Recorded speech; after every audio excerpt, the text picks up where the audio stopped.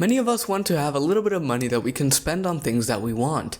For example, for me, it was buying a computer, this microphone, and some books that have helped me a lot throughout my life. For you, it may be books, clothes, a TV, or something that you want, but yet your parents say no, and you want to find a way that you can make a little bit of money to help fund that thing that you want to do. Last year, I made over $2,000. This is not to flex, but I did this while also maintaining a healthy high school life. I did this by having over a half a dozen mini income sources that helped me really establish kind of a foundation for how to make a little bit of money during high school that I can use to spend on my wants. I still managed to juggle this with school, so don't worry. Your grades won't drop like to C's or B's if that's what you're into, because you started doing a little bit of work on the side. I did this and my grades maintained relatively stable. I mean, they haven't drastically changed over the years like at all. And trust me, you'll have plenty of time to relax. I actually relaxed a bit too much last year and I wasn't as much focused as I am now with my academic career. So today I'm going to be sharing little things on how I did it in hopes that it can help you advance, even if it's just a little bit, on little ways that you can help fund your ideas or even the things that you want. I'll be sharing 3 little things that I did to make money. So with that said, let's dive straight into the video. The first thing I did, and I know this may sound a bit niche because it is, and I did script writing. I don't do it as much now, but basically it's not movie script writing. You don't have to write a whole drama about 2 people. I wrote scripts for YouTube channels, and you know, most of us have stumbled upon at some point in our lives like top 10 water slides, or if you watch Simon Reacts, just all the videos that they react to. Basically, I wrote a lot of those scripts. Some of them got amazing views, as you can see. I'm not going to show the channels that I did them for because of course I'm not allowed to, and it would be kind of scummy for me to show how much I charged for my things. And I didn't work independently. I did it through this organization which helped me out a little when it came to these. I started off by charging $6 a script. Now it's more like $10, but still, each one took me about 45 minutes on the higher side to complete, and it was basically just compiling clips and giving a little backstory on what the clips were for. I worked for political channels, Roblox channels, gaming channels, celebrity channels.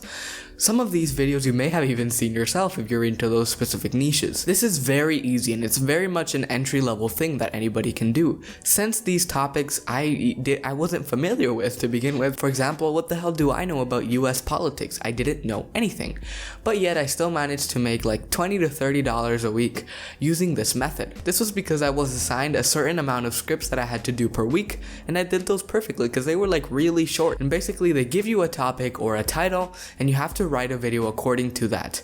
Let me give you an example. One of the videos that you could be assigned was top 5 The Rock moments. If you don't know Dwayne The Rock Johnson, famous guy, that would be an example of one of the scripts you would have to do. And then you would write one, find like clips that were related to that topic and write that down.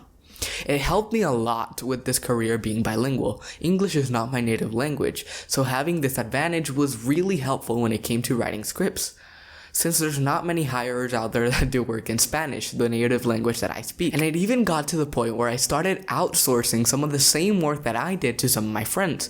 For example, if I didn't feel like doing a script a certain week, I would pay my friend to do it, and of course I would pay them a bit less than what they charged for the script, and I would make a small profit margin off of the script that they did, because basically I was curating their work and they were doing it for me. Of course, you don't have to get this advanced. This was just me trying to free up a little bit more time and enjoy it. But yeah, script writing is an overall a really good thing to get into. I'd say some of the cons to this is that it's pretty hard to find a job in these places, and I'm saying job loosely. I don't mean job like you'll be working 9 to 5.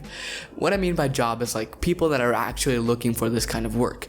And it helps having worked for a small company like I did before, but you could definitely do this on Fiverr, Upwork, and other places, because this is a very niche topic that not many people are taking advantage of. So by doing this, I made around like, I want to say $1,000 just by using this method alone. And that made about, I'd say 60% of everything that I made overall, because it was something I could rely on. I was getting consistent commissions for these scripts and I was getting paid consistently. Make sure that you do have an employer that is reliable. I don't want you to be getting scammed and have like 2 hours put into a script and then just not getting paid. So watch out for that. But other than that, it's an amazing way to make some extra cash. The second thing that I did, and this is something that you may be interested in more than script writing because it doesn't require that much of like actual physical labor. It wasn't physical labor, you know what I mean. And this is something that many people actually already do when it comes to like school projects or if you have a YouTube channel like me. And this was small scale graphic design. I'm not talking about making logos for giant corporations or making like an advertisement for Coca-Cola. I'm speaking about working with small YouTubers to help them make channel art and thumbnails. Many small YouTubers actually look to up the quality of their content to get that initial boost that many YouTubers do by having professional thumbnails and professional banner art that can stand out from all those YouTubers that don't. And I provided a service in which I helped YouTubers not only with thumbnails but with banners and Twitch packages. I would charge around $7.50 for a thumbnail. I'd charge $10 for a banner. I'd charge $5 for a channel profile picture or an icon, which usually didn't take much work anyways. And this is all stuff you can learn by myself. I was self-taught. I started off doing really bad work that was like really average and that I bet the YouTuber himself can do. But eventually I started becoming better at this, and this is when I actually started to charge more. Initially I did not charge $7. I charged about $3. I know that may seem ridiculously low, and it was, but it was just because I was trying to get a taste of what it felt like. The thing is, I didn't even own Photoshop. These works I did on my little iPhone 6s, and I did them with PixArt, Fonto, and basically all sorts of different apps that helped me make and craft a single thumbnail. You can find plenty of tutorials for these on YouTube. I learned some things from there, but mostly I learned through practice, because in the YouTube world, most thumbnails, like professional thumbnail artists, charge around $100 to $75 for a thumbnail. So having an amateur do it on their phone and not knowing that it was made on their phone because it was actually a good quality thumbnail is a great thing you can learn. However, the bad thing about this is that you're going to deal with bad clients. This applies to almost every source of work unless you're working for yourself. And even still, like, freelance graphic designers get crap all the time about their designs. Some clients don't pay you, other clients demand too many revisions, other clients have a very delayed response time, which is very annoying, and other clients will not have your same time zone, so it will be very difficult to communicate with them. I had a client in Australia which took about a day to get back to me, and I remember that I was waiting like at 12 at night, waiting for them to wake up, and eventually they did, and I got that sorted. One advice that I would give to people that are taking this route and becoming like a small scale graphic designer and working with creators and YouTubers would be to watermark their designs. This is essential. You'll meet a lot of scumbags doing this. People that will just grab your work and steal it and don't pay you for it. Of course, this isn't as much of an issue when you get into the more professional side. Maybe you want to pursue a degree in graphic design. Go for it. When you already have like a salary, it's very unlikely that they'll steal your design and fire you because you could sue them. But when you're working small scale and you're working independently, many people like to take advantage of like amateur designers and steal the work and not pay them for them. So I would recommend that you watermark your designs. A watermark is something like this, for example. Like when you get your pictures at Disney and they come with a little watermark and you have to pay to get the pictures removed. It's exactly like that. You make a design, you put your watermark on it, you send it to them. If they approve of it, they send you the payment, and also the watermarked image acts as a kind of representation that you actually did do the work. A lot of people charge like before they start working on it, and I think if you want to do that, that's great, but personally that didn't work for me because I had a lot of clients that were very skeptical that I was actually doing the work. Doing this, I built a relatively strong audience on my graphic design social media page, and I built returning clients, which is very good when you're getting in the field of small scale graphic design.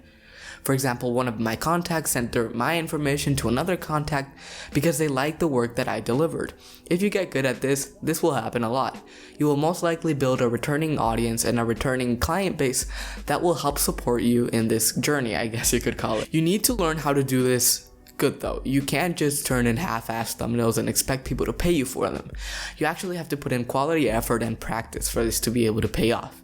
So I would not recommend this to someone that doesn't want to learn how to make a good thumbnail and what makes a good thumbnail and certain assets that make thumbnails stand out more than others. For example, you need to learn what to do if your client says that they want the image to pop more. Personally, what I did was just increase the saturation and adjust with the highlights, and that would be good enough. I also worked in other kinds of graphic design. I did Twitch art for some time.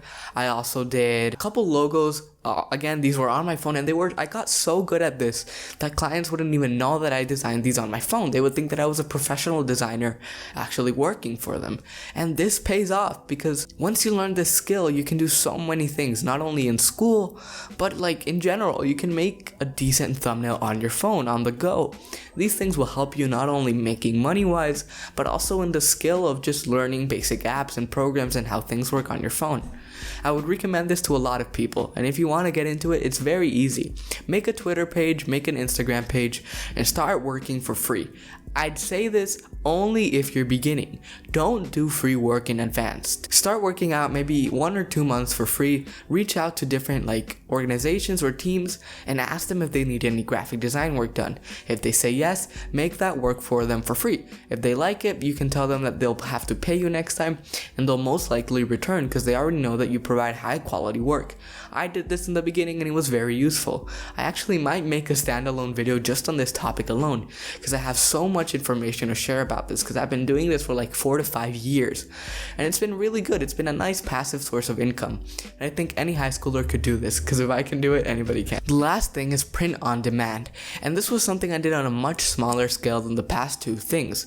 I used the skills that I have developed working for YouTubers and designed my own things, and I put them on websites like Redbubble. I sold a couple of items, not that many, but this is definitely a field that you can get very efficient and good at.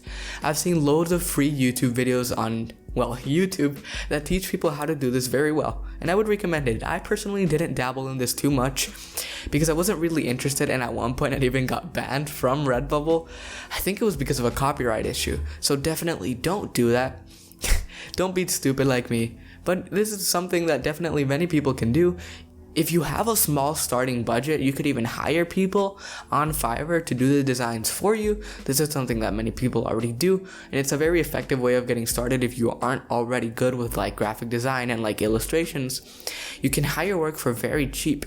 I once hired a cartoonist for $15 to design me a thing for a shirt, and then I had another graphic artist design a logo for $5. It's ridiculous the amount of work that you can get on platforms like Fiverr, and take advantage of this and use this as an opportunity to outsource your work and as an opportunity to build different sources of mini income as a high schooler. So as a conclusion for this video, I would say that anyone can do any of these things. There isn't really that much of a steep learning curve. It isn't like learning an algorithm, for example.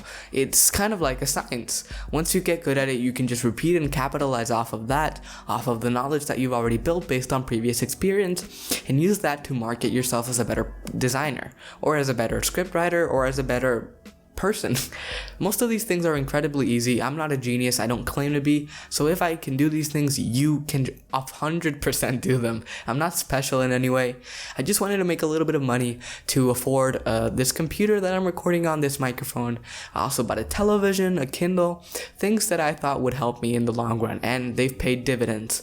Learning these things has helped me get a better understanding of what it is working for other people and a better understanding of what it is to be professional with your clients. So I would recommend this to people that even aren't looking just for the sheer money aspect of it. If you want to gain a little bit of experience and see what being a freelancer feels like, then this is definitely an easy way to do that. Thanks for watching this video. I hope you learned a thing or two. Again, leave a like and subscribe if this kind of content you want to see more often. Thanks for watching, and I hope to see you in my next video.